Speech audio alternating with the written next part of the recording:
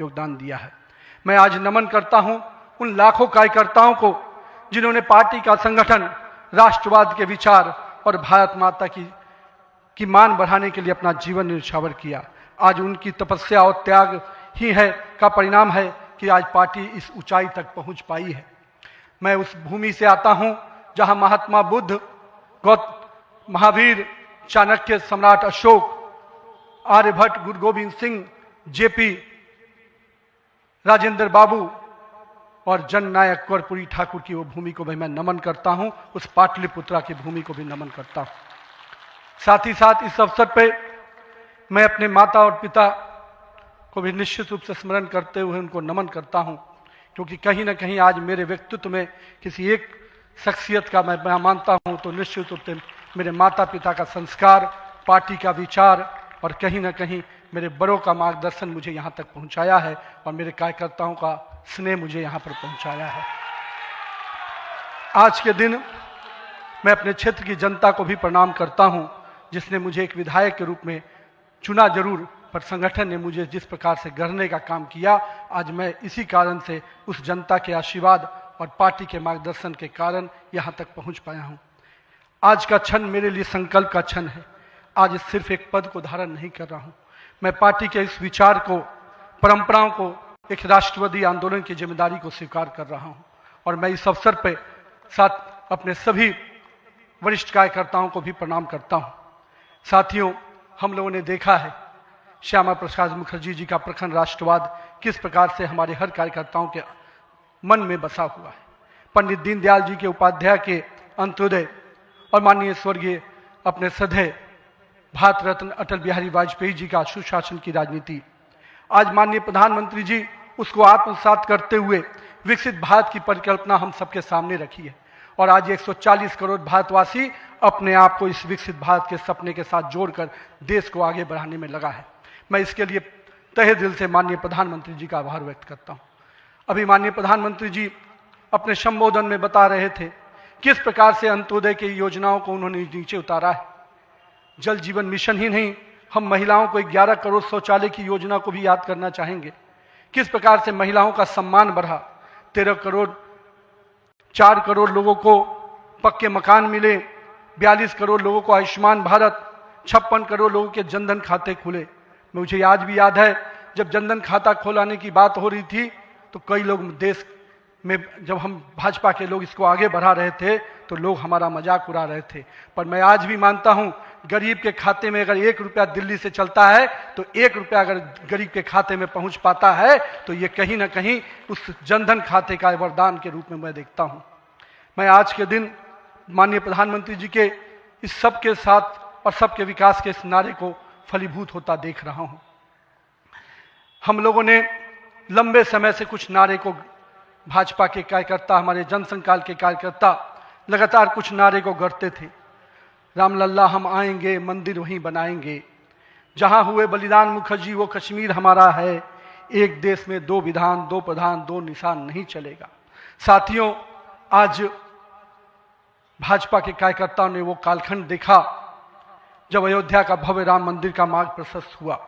आज जम्मू कश्मीर की जनता ने 370 धारा से मुक्ति का दौर देखा। आज सांस्कृतिक व राष्ट्रवाद की विचारें और मजबूत हो रही हैं।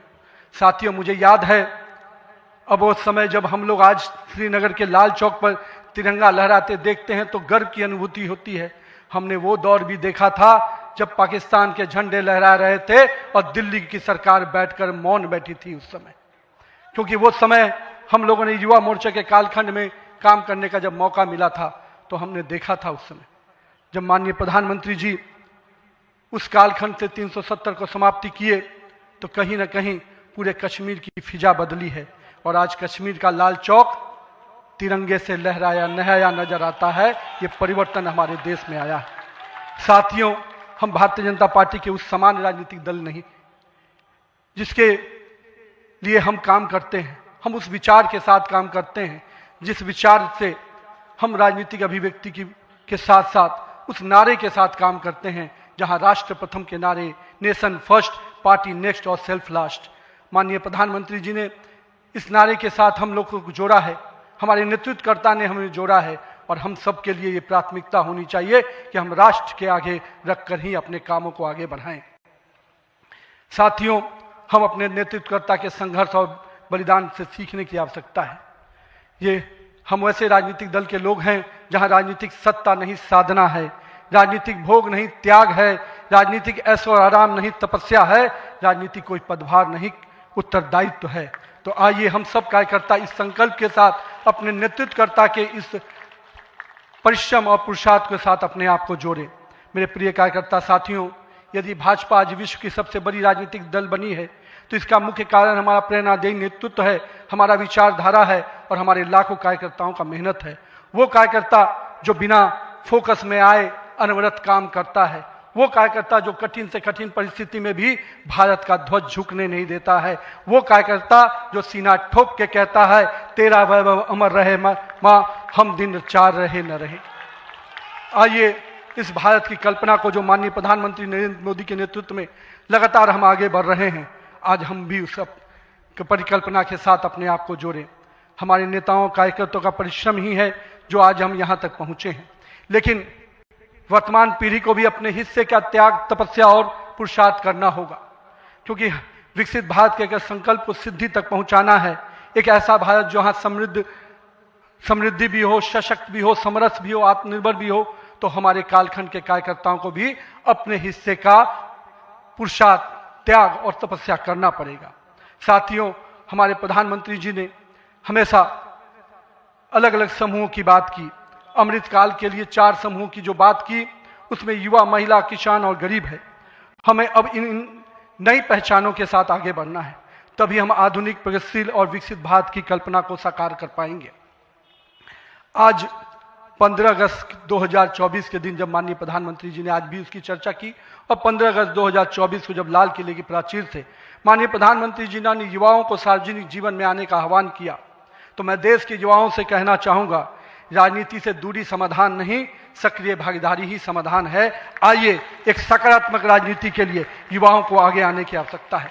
लेकिन साथ ही साथ मैं युवा साथियों से कहूँगा, मेरे भाइयों, राजनीति शॉर्टकट नहीं है, राजनीति 100 मीटर का रेस नहीं है, राजनीति लॉन्ग मैराथन है जहां स्पीड का नहीं स्टेमिना का टेस्ट होगा। तो आइए राजनीति के इस पिच पर हम अपनी जड़ों को मजबूत कर कर काम करें।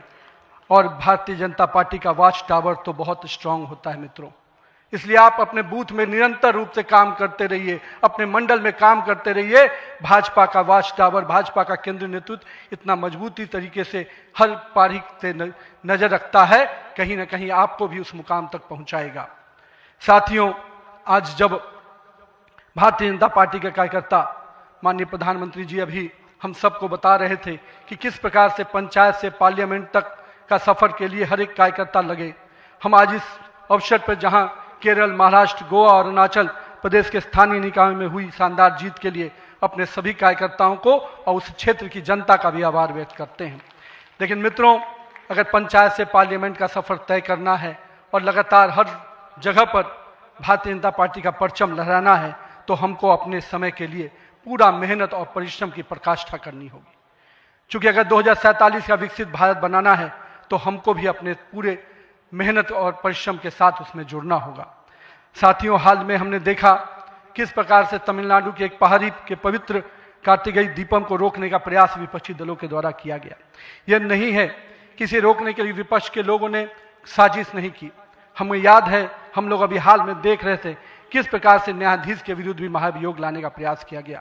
आज हम जब सोमनाथ की बात करते हैं और स्वाभिमान पर्व मनाने की प्रयास करते हैं तो विपक्षी दलों के लोगों को तकलीफ होती है।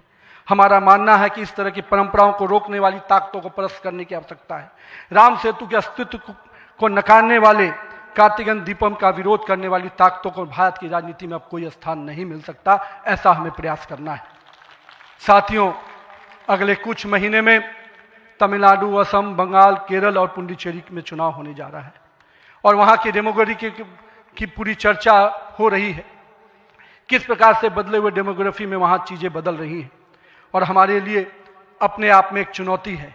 लेकिन हम पूरी तरह से आश्वस्त हैं कि भाजपा का कार्यकर्ता अपने संघर्ष और परिश्रम के बल पर इन 5 राज्यों में सशक्त भाजपा का नेतृत्व प्रदान करने जाएगा। और हम हमेशा विश्वास करते हैं कि हमें अपनी आस्थाओं के केंद्र के लिए और सनातन परंपराओं को केंद्र को बचाने की लड़ाई अगर लड़नी है तो निश्चित रूप से अपने देश को सुरक्षित रखने की लड़ाई लड़नी है तो इन 5 राज्यों में हमें एक मजबूत ताकत बन के आना है।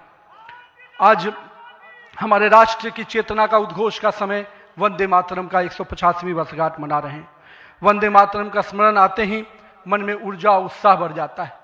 हमें पूरा ध्यान में है कि एक एक व्यक्ति जब वंदे मातरम का जय घोष करता है तो उसके अंदर से जो ऊर्जा आती है वही ऊर्जा इस देश को आगे बढ़ाने में काम आती है। तो आइए हम सबको मिलकर 150वीं वर्षगांठ को हर जन जन तक पहुंचाएं, हर युवा तक पहुंचाएं, हर महिला तक पहुंचाएं, क्योंकि वंदे मातरम हमारे अंदर का वो विश्वास है जो इस देश के विकास के साथ जुड़ेगा। सत्ता को सेवा का माध्यम बनाते हुए माननीय प्रधानमंत्री जी ने पिछले 25 वर्षों में जिस प्रकार से सरकार के मुखिया के रूप में गुजरात में और अब देश के प्रधानमंत्री के रूप में भारत के विकास में लगातार अब काम कर रहे हैं, निश्चित रूप से आपका प्रेरणादायी नेतृत्व हम जैसे नए कार्यकर्ताओं के लिए, हम जैसे पार्टी के कार्यकर्ताओं के लिए एक मापदंड है जिसको हम लोग निश्चित रूप से आपसे सीखते हैं। और मैं तो कहूँगा कि जिस सुशासन को मॉडल को आपने पूरे देश और विश्व में स्थापित किया है, अन्य सभी राज्य सरकारों को भी उस मॉडल के साथ काम करना चाहिए, तभी हम विकास के सही मापदंड को अंतिम व्यक्ति तक पहुंचा पाएंगे। आइए हम सब मिलकर विकसित भारत के संकल्प को पूरा करने की भागीदारी सुनिश्चित करें। एक शक्तिशाली गतिमान संगठन के साथ राष्ट्र निर्माण की इस यात्रा को नई ऊंचाइयों तक लेके चले। भारत माता की जय। वंदे मातरम।